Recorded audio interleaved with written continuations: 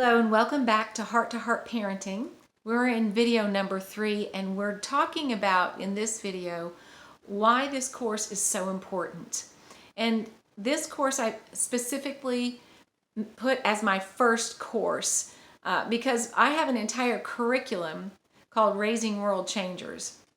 And each one of these courses that I offer are part of that curriculum.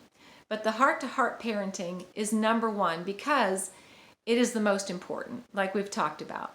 We all know that God looks at the heart, and it's the most important part of our being. But I'm getting a little ahead of myself. Let me back up.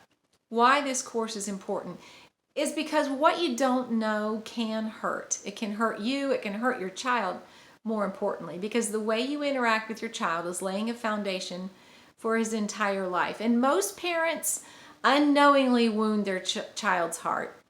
I mean, maybe not in big ways, but in small ways. We slip up, we lose it, we say things, we're snippy, we snap at them or whatever. And you know, those things in reality, they can cause lasting damage, but if you're being proactive and you're implementing the process that I'm going to teach you in this course, and you're developing that solid foundation, then those times when you slip up and you say something that, you know, normally you wouldn't say, I mean, we all have those moments, then it's not going to be as big a deal than if you didn't have that solid relationship. And your kids will be able to weather those times much better than if you were not working on developing a heart-to-heart relationship with them. But, you know, often I find that parents think that it's their job to upset their kids, and that if they don't, they're not being a good parent. And this just isn't true. You know, it's the wounds of our childhood that become our adult dysfunction and pain. And, you know, even childhood is full of disappointments, but it should not include damage. So yes, you're going to disappoint your kids at times when you have to say no, or we can't do that, or we have to do this, or you can't have it your way. That's a disappointment. But damage is a whole different story. So that's what we're talking about here. We don't want to do things that emotionally damage our children. So I want you to think about your own upbringing. You know, most of us can look at our own childhood and point to the source of much of our adult challenges, dysfunction, and pain. And we know it comes from our childhood. And yet the reality is that most of us also turn around and parent the way we were parented. You know, I met a girl one time and she was having a lot of trouble. She was a teenage girl, and she was sharing with me about the trouble she was having in her relationship with her mom.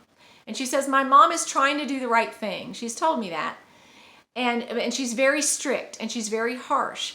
And she told me that that's the way her father raised her, and she didn't know any other way. But the mother also admitted that the way that her father parented her was very damaging to her. So here she was consciously admitting that she was parenting in a way that had caused her pain. So, you know, you're here in this course, and that's a good thing because you're making an effort to learn some tools to be a better parent. So we're going to change those default things that cause damage to our children. You know, that's exactly what my motivation was as a parent. I had my first child when I was only 19 and a half years old. And so the only thing I knew about parenting was that I didn't want to raise my kids the way I was raised. Now, my parents were good people, but a lot of good people don't have good parenting skills. They're well-meaning, but they're not well-equipped. And that was my parents, and I don't fault them for that. They did a lot of good for me, and they did the best they could, like we all do. But you know, I just didn't grow up feeling secure, emotionally secure, and loved and valued. And I wanted my kids to grow up in an environment where they felt those things, where they felt secure and safe, where they're, you know, emotionally they were safe. No one was going to harass them, that they were loved, and that they had value. And so that was a gift that God gave me. I just had an intuition of knowing how my children, and other children too, were responding to the input that was around them, that they were receiving from the outside world. And you know, maybe it was because I was so close. My childhood was so fresh. I went from childhood to motherhood pretty quickly. And so I still had that fresh awareness of what my childhood was like. And so that motivated me to want to be different. And I actually took a parenting class about a year and a half later when my first child was a year and a half old, and it changed my life. And so I've been kind of a parenting class junkie all my life. And then another reason we're doing this class is because the Bible tells us to guard our heart. And how do you do that? So in this class, I'm teaching you a 3-step process for you to interact with your child in a way that guards his heart. And as you're doing that with him, you're teaching him how to guard his own heart. We hear a lot about boundaries nowadays, and there's a lot of dysfunction, especially among Christians, as to what boundaries are and how do I have boundaries. And we've been very misinformed about boundaries, and we're just learning about how weak our boundaries have been. Well, this is where it starts. It starts in childhood as you teach your child that his emotions and his heart are important, because boundaries are all about guarding your heart and not becoming a doormat and allowing other people to take advantage of you, and being able to exert your own desire, will, and emotions and get your needs met in a healthy way. And so basically this is a boundaries class in a different form, but that's really what we're doing here, is developing healthy boundaries in our children. And this will give your child a solid foundation for life, because a healthy heart equals a healthy life.